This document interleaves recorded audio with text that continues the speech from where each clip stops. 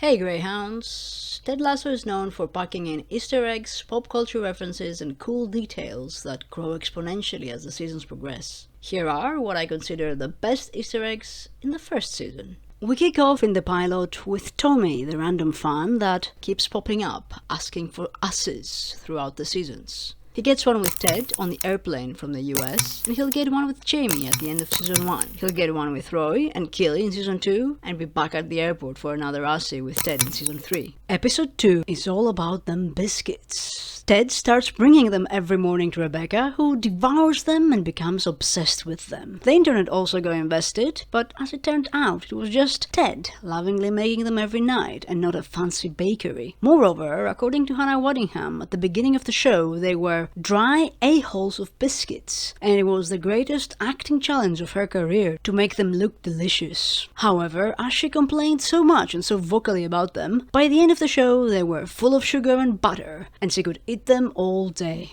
Ted keeps getting amazed with how things are called differently in the UK compared to the US. My favorite Ted misunderstanding is with Jamie Tartt, when Jamie thanks him by saying cheers, which is a common way of saying thanks in the UK, which Ted misunderstands for a reference to the famous 80s sitcom Cheers, set in Boston, where everyone knows your name, and he responds with Night Court, which is another sitcom of the 80s, probably less famous. Night Court got a sequel in 2023 with Melissa Rock playing the daughter of the old judge, and ran for 3 seasons. Meanwhile, Ted Lasso will keep referencing Cheers through the seasons, and that's not only because of how iconic the old sitcom is, but probably also because Jason Sudeikis is the nephew of the late George Wendt, who played Norm at the show. Much like Ted, Jason Sudeikis grew up in Kansas City, and we get references to his beloved hometown. In episode 3, we learned that Ted went to the same school as Jason Sudeikis, Brookridge Elementary in Overland Park in the outskirts of Kansas City. He also names a schoolmate, Ronnie Fowch, who would allegedly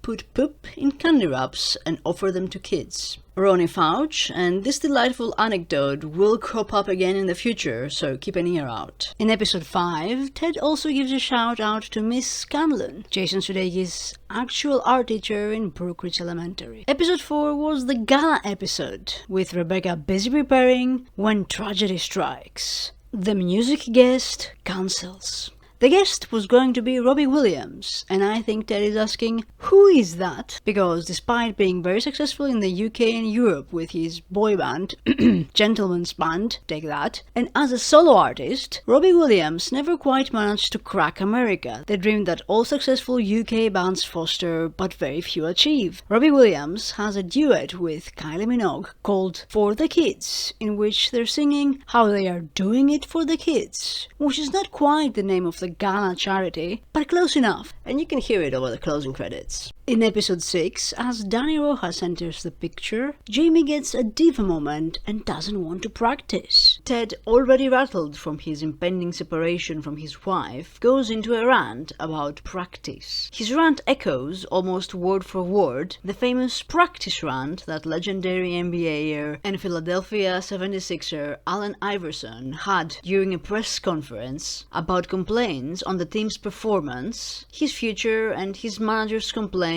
about him missing practice. Journalists thought that he was maybe drunk, which Iverson denies, but he was definitely upset about his best friend dying recently. Anyway, the whole bit wouldn't have worked if Jamie hadn't mocked Ted by saying practice, the American way, as in the UK people use the word training. In episode 7, the team goes to Liverpool to play against Everton, and we get a glimpse of the names of the players of Everton on the whiteboard. They are not real players, but rather the last names of the Allied POWs from the classic 1981 football film Escape to Victory, which included Sylvester Stallone, Michael Caine, Pelé, and Bobby Moore, among others, in its roster. After the team's victory, they all go out to karaoke, and we get Wonderwall by Sam, the Oasis song that ends all nights out in the UK, Bad Romance by Beard, while Hannah Waddingham, an accomplished singer, treats us to Let It Go from the first Frozen film, although you don't need me to tell you that, everybody knows that song. Even, in my favorite detail of the episode, Roy Kent, who is seen mouthing the lyrics as Rebecca belts it out. The morning after, in episode 8, Ted waits for Sunset to wake up, it's more cute than creepy, and confirms that he had a fun night. Next, he makes a very obscure reference. After she quips that she will put on a large breakfast on his tab, he says that he will always be Sassy's Underhill. He's referring to the 1985 comedy Fletch, with Chevy Chase as the eponymous character, an intrepid reporter that once, when undercover, observes Mr Underhill being rude to a waiter at a country club, and as a low-key revenge, charges an expensive lunch to his tab. The greatest detail in this is that Mr Underhill's first name is Ted. During the inaugural Time on Dogs conversation, the still unwell Nate vomits when Higgins suggests Proud Boys as a name for the emotional support team that the guys form to help each other out. I wonder what makes people feel better, having a good honest chat with your friends or cosplaying war games. There are too many things to appreciate in the opening scene of episode 9, where we get a glimpse of Roy doing a cold plunge in a rubbish bin. For starters, a head emerging from water always brings to mind that iconic scene from Apocalypse Now, with Martin Sheen emerging into the mayhem. At the same time, the jubilant Danny Rojas is singing in the background in Spanish while he gets his cool down. Lyrics that you might find familiar if you translate in English. You know I'm yours if you remember that you're mine, and everybody's telling me I have no time, which per the Ted Lasso opening song by Marcus Mumford is when I prove them wrong. And as he says, we get to the yeah of the theme song. Delightful. As he leaves, Ted likens Roy to a brunette Oscar the Grouch, the beloved puppet from Sesame Street that lives in a bean. And yes, I see it too. And of course, avowed Muppets fan Brett Goldstein has also visited Sesame Street. In episode 10, Jamie is in town for the big Manchester City game, and yes, encounters the Ussy guy. After the selfie, we get to see Jamie's phone, and we see him text Keely. He spells the verb talk as T-O-A-K, the way he would say it, to be autocorrected by his phone, which let me tell you, is not an automatic autocorrection.